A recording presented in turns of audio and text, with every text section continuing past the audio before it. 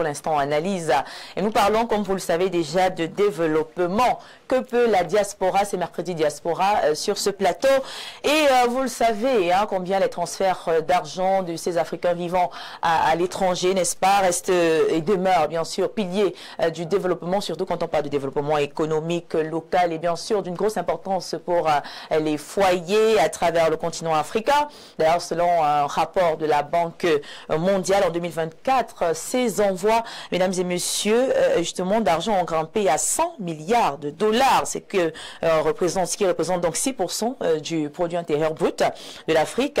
Et ce montant qui peut donc aujourd'hui surpasser, n'est-ce pas, les budgets publics pour le développement, 42 milliards de dollars, et pour les investissements que je vais appeler investissements directs étrangers, 48 milliards de dollars. Donc, mesdames et messieurs, il est donc important ce matin d'essayer de comprendre pourquoi on a l'impression qu'ici en Afrique, on a de moins en moins, n'est-ce pas, des Camerounais, des Africains vivant à l'étranger qui s'intéressent justement à, voilà, aux investissements qui pourraient permettre de développer le pays. Alors, pour commencer ce débat, hein, voilà, on va peut-être, ils sont nombreux nos experts, voilà, on va commencer à droite avec Monsieur Timothée Essomba. Comment expliquer, hein, ce sera ma première question, cette augmentation de 75% des montants transférés par notre diaspora?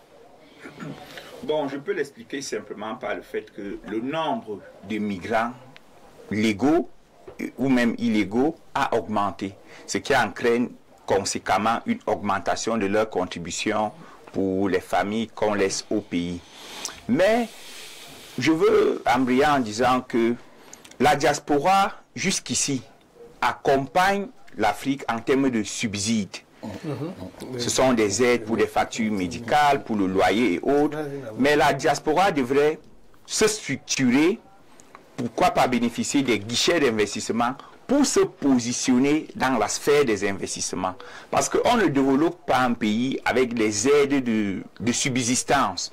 On développe un pays en se positionnant comme investisseur, créer des entreprises qui vont employer et qui vont même limiter l'immigration clandestine. Peut-être qu'au niveau des solutions, on aura encore l'occasion d'en parler, mais il faut déjà saluer cette action périphérique pour l'instant de la diaspora qui parfois s'illustre davantage avec des comportements indécents dans d'autres situations.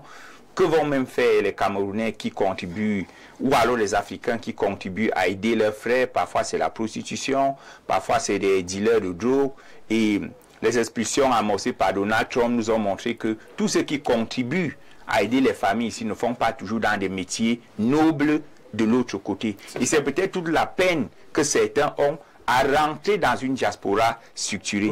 Le 19 mars, le ministère de l'économie et de la planification et de l'aménagement du territoire a reçu une délégation de Camerounais vivant en Allemagne qui venaient au Cameroun pour proposer une offre de projet. Ce qui m'a surpris, c'est qu'ils étaient accompagnés, ces Camerounais-là, par l'ambassadeur d'Allemagne au Cameroun. Comme pour l'image qu'ils voulaient véhiculer, c'est laquelle? C'est que pour venir au Cameroun, ils ont besoin de l'onction de leur partie adoptive.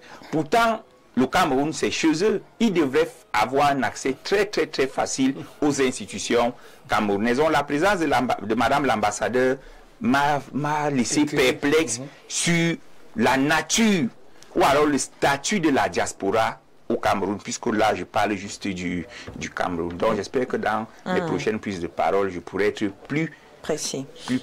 D'accord. Alors, on a donc l'augmentation, bien sûr, des flux d'envoi des fonds vers l'Afrique subsaharienne, n'est-ce pas, qui explique, bien sûr, hein, la Banque mondiale, qui a soutenu des comptes courants de plusieurs pays africains, voilà, confrontés à la sécurité alimentaire, confrontés à la sécheresse, aux perturbations de la chaîne d'approvisionnement, voilà, aux inondations et à tous ces problèmes, ces difficultés liées justement au service de la dette. Alors, la question est celle de savoir, le Cameroun a-t-il un problème avec sa diaspora? Parce que sinon, comment expliquer voilà, qu'avec toutes ces catastrophes que je viens d'énumérer, des catastrophes naturelles, de conflits, de famine, le flux d'envoi soit l'un des plus bas en Afrique? Développement que peut la diaspora, c'est la question centrale qui régule nos prises de parole ici. Oui. Et vous me posez la question de savoir si le Cameroun a mal à sa diaspora, c'est ça? Problème, oui. Bon, je crois que toutes les dispositions ont été prises par les pouvoirs publics ici pour que en dehors des questions électorales ou de double nationalité. Les doubles nationalités et autres ne peuvent voter. Mais je crois que tous les départements ministériels qui travaillent autour des questions de développement ont créé des points permettant à cette diaspora d'investir. Timothée Francis a dit tout à l'heure que cette diaspora refuse de se structurer. Vous avez constaté qu'au Mali, par exemple, oui. Je crois que dans vos stats, voilà, vous allez observer que le Mali est l'un des pays en Afrique oui. où la diaspora est mieux organisée et contribue véritablement au développement local. Oui. Notre diaspora ici, parce que vous allez observer, elle se fait beaucoup plus importante dans les questions de famille. Viviane Andrea, sa tante au Canada, donc elle va vous envoyer 1 million pour aller construire sa maison. C'est essentiellement festif et jouissif. C'est festif et jouissif à mon avis. Et je crois qu'il faut sortir de cela pour structurer la dite diaspora telle que l'évoquait Timothée. Seulement, pour structurer, pour avoir une association, on identifie ceux qui doivent être en aide des membres. Et c'est là la difficulté, parce que pour structurer, on va avoir les profils des uns et des autres. Que vont-ils faire en Europe? Quel est le profil de celui qui envoie son argent? Vous savez, il y a un argent qu'on ne peut pas aussi accepter pour des questions de développement. Si c'est le fruit de la prostitution, vous croyez qu'on va accepter ça facilement ici? Il faudrait des canaux. Vous refuserez le fruit de la prostitution? Bureau, je ne vais pas m'entraîner. Donc, je ne vais pas m'entraîner, Bureau. Non, moi je pense qu'on doit, au niveau par exemple du MINREX, partout où nous avons des représentations diplomatiques, je crois qu'on peut également recenser ceux de nos compatriotes qui exercent des métiers de l'autre côté. Ça peut être des médecins, ça peut être... Lorsqu'on a recensé ces derniers, on dit, OK, en Allemagne, on a 500 Camerounais, parmi lesquels 200 médecins, 100, c'est pas moi, journalistes et autres. Ceux-là se mettent donc ensemble. Ils créent une association des Camerounais en Allemagne.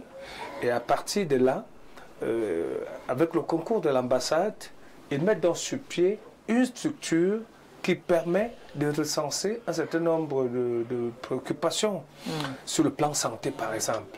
On nous a toujours dit qu'il y a plus de médecins camerounais à l'étranger que ceux qui exercent ici, chez nous. On dit, OK, ces Camerounais médecins, spécialistes de X ou Y choses, ce sont des pathologies qui sont fréquentes dans notre pays. On crée un hôpital... ça peut être un hôpital temporaire, ça peut être un bateau comme celui qui se balade dans tout le monde, mais qui n'appartient pas aux Camerounais. Cela mobilise donc et de leur expertise, de leurs moyens financiers pour pouvoir s'occuper de la pathologie X. Maintenant, dans le domaine agricole, on recense également ceux qui mobilisent, qui peuvent mobiliser les moyens sur le plan agricole et injecter ces moyens par des canaux officiels, tant qu'on va fonctionner, tel qu'on le fait avec nos tantes, nos sœurs et autres qui sont de l'autre côté, on ne peut pas ressentir l'effet positif des membres de la diaspora dans le cadre du développement de notre pays. D'accord, mais pourquoi malgré toutes ces plaintes-là, on n'a pas évolué quand même? Parce qu'il y a de cela quelques années, on sait que le Cameroun organisait donc un forum, le tout premier forum, appelé le FODIAS. Est-ce que le FODIAS n'a pas pu apporter quelques réponses quand même, n'est-ce pas, face à ces problèmes? Oui, je n'ai pas envie de plagier Vlério. Moi, j'aime l'écouter de temps en temps. Des fois, il se pose la question de savoir qu'est-ce qui fonctionne. Il y a pas mal de choses qui sont faites, qui sont sont réfléchis, mais après l'implémentation pose problème. Donc il y a eu des symposiums sur le sport, etc., sur la diaspora. Ça revient à chaque fois, peut-être on a l'impression que ben voilà, c'est sur un coup de tête ou bien c'est pour plaire en réalité, parce que l'implémentation, elle ne suit pas. Moi je pense que pour résoudre le problème qui a trait aux investissements que je qualifierais d'orientés de notre diaspora, il faudrait déjà qualifier ceux qui sont vraiment de la diaspora. Voilà. Est-ce que ceux qui sont en séjour, j'allais dire, indélicats, sont-ils considérés comme tels, ou bien ceux qui sont vraiment en séjour? Ça, c'est la première question. La deuxième, c'est que même ceux-là, à supposer même que tous ceux qui sont à l'étranger, hors du Cameroun, fassent part entière, justement, des Camerounais qui font partie de la diaspora, est-ce que les investissements qu'ils font sont des investissements qui ont trait, justement, à implémenter des choses au Cameroun? Est-ce que ce n'est pas des investissements, justement, qui ont trait à une aide familiale, je vais le dire comme ça? On l'a dit tout à l'heure avec justement... Mais moi, je pense que pour résoudre ce problème, à proprement parler, ou du moins apporter les éléments importantissimes de résolution, il faudrait deux choses. Déjà, vraiment abolir la double nationalité. Je pense que c'est fondamental. C'est même primordial. Et deuxièmement, peut-être créer un ministère entier dédié à la diaspora. C'est hyper important. Parce que s'il y a un ministère, justement, qui est dédié à la diaspora tout entière, voilà, honnêtement, tous les canevas... Un ministère, parce qu'il n'y a pas de ministère, justement, ici. Il n'y en a pas. Moi, je pense que c'est hyper important. C'est vrai. Je pense que la diaspora se plaint également de cela. Le MIDREC, justement, peut avoir un pan des services inhérents à la diaspora. Ça, c'est une certitude. Et je pense que pour le résoudre de manière globale, parce que les chiffres, vous les avez évoqués tout à l'heure, à supposer qu'il y ait un ministère, justement, qui est dévolu à nos diasporas et que certains investissements soient canalisés, voilà, certaines réflexions peuvent être faites de manière à ce que ces investissements, justement, qui tentaient d'apporter les éléments de réponse maintenant, soient mis de telle enseigne qu'au bout d'un certain temps, qu'on perçoive réellement, justement, les réalisations secteur par secteur de ceux des Camerounais qui sont en dehors du grand et beau triangle national. C'est hyper important. Tant que ce n'est pas fait, ben, ce sera un stade peut-être de balbutiement, ce sera, comme qui dirait, de l'informel, et in fine, justement, on ne pourra pas mesurer. Parce que les Camerounais de l'étranger, de manière globale, envoient autant d'argent et qui n'envoient pas, qu'on ne perçoive pas les réalisations. Évidemment, elles sont individuelles. Ça, c'est une certitude. Elles sont individuelles. Bon, parlant des réalisations individuelles, évidemment, on peut les applaudir. Mais ça, c'est pour leur famille, c'est pour eux, etc. C'est leurs proches, c'est leur famille qui en bénéficieraient le cas échéant. Mais de manière globale, que les Camerounais en bénéficient, on attend quand même des événements porteurs également. Il faudrait des investissements orientés, peut-être dans un canevas comme un ministère, voilà, pour qu'une fine, qu'on en ait les royalties à proprement parler, c'est-à-dire ceux qui investissent, évidemment leurs proches et l'ensemble des Camerounais, comme il le disait, secteur par secteur. Super. Alors, c'est vrai, comme on parlait, il y aurait quelques solutions, quelques éléments de solutions qui pourraient déjà permettre justement de réduire les problèmes auxquels font face les membres de la diaspora, voilà, qui se plaignent par exemple d'un manque du ministère, parce qu'on sait que dans tous les pays sérieux, quand même, il y a un ministère qui se charge de répondre aux problèmes de la diaspora. Il n'y en a pas chez nous. On a aussi l'impression que voilà, le gouvernement et la diaspora seraient un tout petit peu en conflit quand même, parce que la politique, voilà, est un peu entrée. Cela a eu un impact sur l'économie. Bon, le gouvernement actuel est en conflit avec tous ceux qui lorgnent le fauteuil du chef de l'État. Si dans votre perspective, si dans votre perspective, il est question de lorgner le fauteuil du chef de l'État, vous aurez des conflits avec le gouvernement actuel. Ce que je suggère à la diaspora. D'ailleurs, j'ai appartenu à beaucoup d'associations. Vous dites aux gens, mettons sur pied des associations et ne parlons pas de politique. Il va toujours se trouver un type qui va venir te dire, quand tu dois être président, tu lui dis que vraiment, faisons notre projet-ci, comme citoyen camerounais. Et n'y mettons pas la politique. Parce qu'une fois qu'on va y mettre la politique, les passions viendront de toutes parts et l'objectivité, et même l'objectif ne sera pas là. Vous comprenez? Et vous avez en face de vous aussi un gouvernement aphone, sourd, et tout ce que... Ce gouvernement-là, lui, il veut seulement rester là. Donc, dès qu'on lui dit qu'il y a une association là-bas, qui peut s'organiser, pour par exemple la diaspora, qui a pour mot d'ordre, inscrivez-vous sur les listes électorales.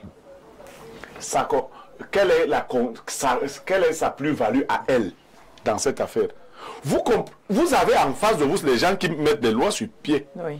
Vous n'avez pas à leur montrer tout de suite que votre objectif, c'est de les évincer. Ça, je vous passe ce message. Organisez-vous. Et cela a amené les Camerounais de la diaspora à se diviser là-bas, à tribaliser la diaspora camerounaise, alors que ces gens vivaient en bonne intelligence. Tant qu'ils ne mettaient... Et je vous dis, regardez-moi, tant que vous êtes là-bas en train de faire les choses de la politique, vous n'allez pas vous entendre entre vous. Vous avez plein de choses à faire ici. Et qu'observe-t-on? Les gens qui font les problèmes et qui gèrent les questions économiques au Cameroun, qui sont dans les investissements, vous les voyez beaucoup se prononcer dans les questions politiques? Non. Vous voulez réussir vos affaires, sortez de la politique. Sortez de la politique, qu'on dise les Camerounais de la diaspora. Maintenant, ils sont déjà organisés là-bas. Les Ekang de la diaspora, les Bassa de la diaspora, les Bangante de la diaspora, les Sawa de la diaspora. Mais Blaireau, d'un autre côté, à côté, on a également ces missions-là, des membres du gouvernement à l'étranger, que tout le temps on envoie aller rencontrer le gouvernement. Le ministre des Finances était d'ailleurs. On n'a pas véritablement de... Non, les ministres de Biya n'ont aucune cure. Ils ne s'occupent pas de la diaspora. Ils ne veulent même pas que la diaspora... Eux-mêmes sont des diasporiques, hein, parce que pour la plupart, ils ont des doubles nationalités. Mais leurs compères, c'est-à-dire leurs semblables qui sont là-bas, ils ne veulent pas qu'ils reviennent. Donc pour eux, il ne faut pas compter sur eux. Quand on aura fait partie le gouvernement de Biya, le moment venu, on aura quelqu'un qui devra travailler avec la diaspora. J'invite la diaspora à être un peu subtil dans son approche, parce qu'elle a encore besoin de ce gouvernement pour lui ouvrir certaines portes qu'il ne veut pas ouvrir. Vous parlez de venir investir.